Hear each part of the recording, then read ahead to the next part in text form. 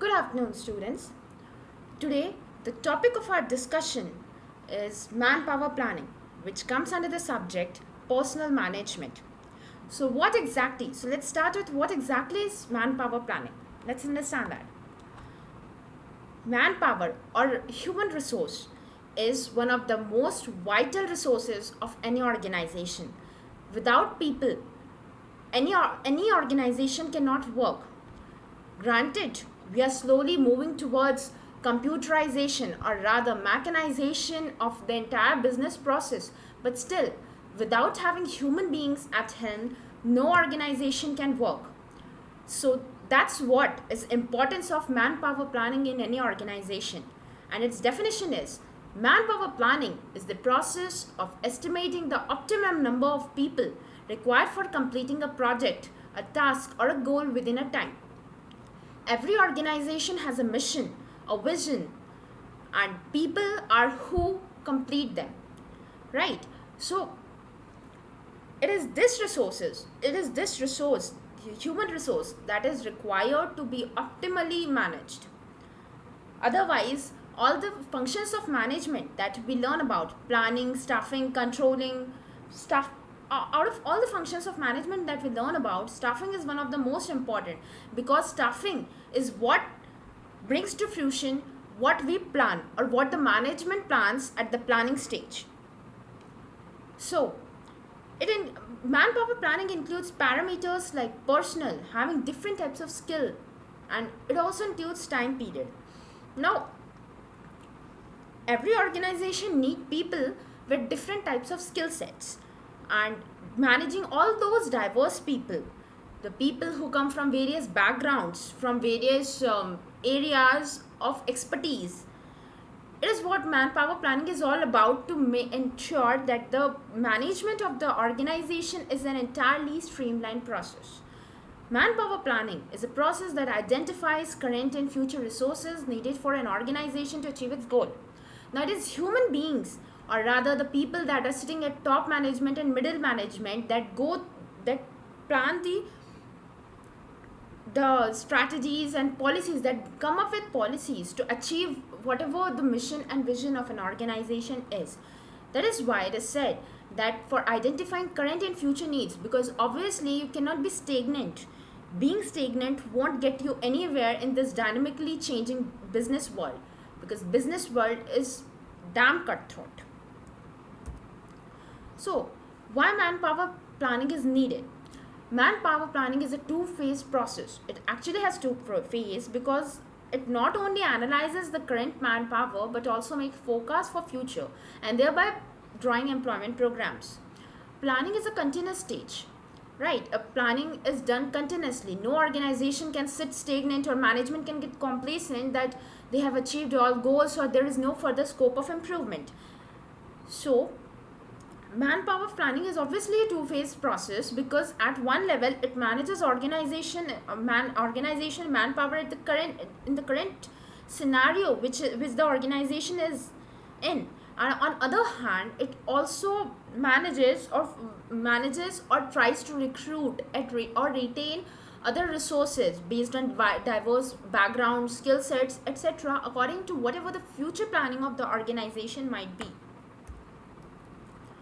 Now, let us learn about some advantages of manpower planning. Manpower planning enables an organization to identify shortage and surplus.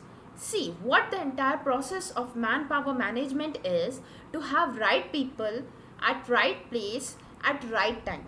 So, overstaffing or understaffing both can be detrimental to organization. It prevents optimum utilization of resources. Overstaffing can lead to clashes of ego, or lead to drain of economical resources, because obviously you'll need more people, you need to pay more people. On the other hand, it will also promote inefficiency, ineffectiveness, right? So overstaffing is that way, it is detrimental for the organization. As for understaffing, if your staff is overworked or under constant pressure to perform better, to deliver better result, your organization will definitely see high turnover, high attrition of labor. All recruitments and selection process are based on it. So according to whatever plan the middle management or top management comes up with, according to those plans, recruitments and selections are organized, and they're entirely based on manpower planning. It helps to reduce labor cost. How does it help to reduce labor cost? By retaining or recruiting people optimum for a position in an organization, by removing people who are redundant in a position, it reduces labor cost. Manpower planning helps to identify the available talent. Manpower planning comes up with situation a process of appraisal, the various processes of appraisal which is in an organization, on the basis of which people are either promoted or given bonus, etc., or maybe they are picked up from one organization and put in a better position, in a better in a in where, sorry, not organization, it should be department, where people are picked from one department and placed in another department according to whatever might be their skill set. So manpower planning helps the organization in putting right people. By right people, I mean people with proper skill set for a suitable for a particular position, at the right place at the right time. Manpower planning helps to realize the importance of manpower management, and it also helps to grow and diversify business, because obviously human resource is the lifeblood of any organization, and when it grows or diversifies or undergoes a development, an organization also grows. Now let's start with process of manpower planning. Obviously, planning is one of the most crucial, complex, and continuing managerial function. It is a multi-step process including various issues such as deciding goals and objectives, auditing of internal resources, formulation of recruitment plan, estimating future organizational resource structure and manpower recruitment, and developing human resource plan. Now, planning is a continuous process. According to the changing business environment, because obviously business environment is multifaceted and dynamic, planning is a process through which the top management or middle management, or even in some organizations which are entirely decentralized, the lower management must come up with newer objectives and goals, maybe short term, under the purview of wider organizational goals. Then they need to keep a track of internal resources to ensure optimum utilization of resources, or to get or to obtain further resources if there is some deficiency there. Then there is formulation of recruitment plan. According to planning stage, obviously, and the entire thing is interconnected. It's a huge nexus. The entire organization is a huge nexus between resources, right from the goals and objectives to resources to planning and the recruitment process. So formulation of recruitment plan is obviously a very important process of manpower planning. Estimating future organizational structure. Now, any organization, or rather any business process, is incomplete without forecasting. You can't get into business without being far-sighted.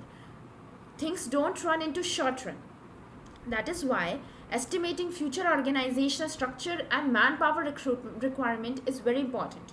And manpower planning helps in that. Developing human resource plans. Obviously, it again goes back like a cycle. It again goes back to planning, the very first stage of managerial function. Now here is a diagram about process of manpower planning. Let's start with first is goals, objectives and plans of any organization. It includes manpower planning. Then there is preparation of manpower inventory, because obviously you need to, if you are not aware about what resources you currently have in your hand, then it may lead to overstaffing. Suppose if say a person A is qualified for being for a particular position, and you don't know about that, you go on a recruitment binge and recruit someone else. So it will not only put down the morale of person A, but it will also lead to overstaffing, because for the same function or maybe other function you are hiring a whole lot of other people. Then there is identification of manpower gap. Identification of manpower gap is all about identifying the lacunae which is remaining in your staffing, the entire organization structure or your staffing. Then forecasting of manpower recruitment. It is like, see, it is an entire cycle that it goes on continuously. You cannot put a stop that, yeah, here this function has finished and we are done with it for the time being. So you can't do that.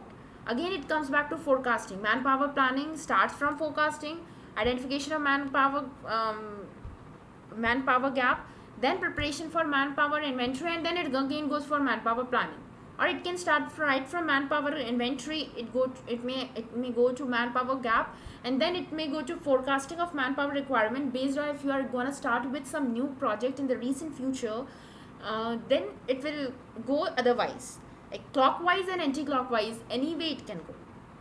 And then excess of manpower and shortage of manpower both are manpower gaps which require action plans for bridging gap. Okay, so that's all for today. Thank you.